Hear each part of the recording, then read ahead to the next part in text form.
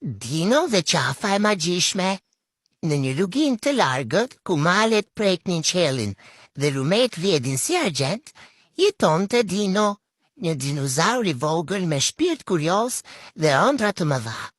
Një mëngjes, një herë e çuditshme, solli me veti një hartë të lashtë që tregonte rrugën për te qafa e magjishme, një vend ku çdo dëshirë bëhej realitet.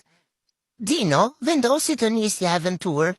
Ai përshkroi shkëmbinj, kaloi pyje me bim që flisnin dhe këndonin, duke marrë udhëzime të fshehta nga zogu magjik dhe bretkosa e mençur.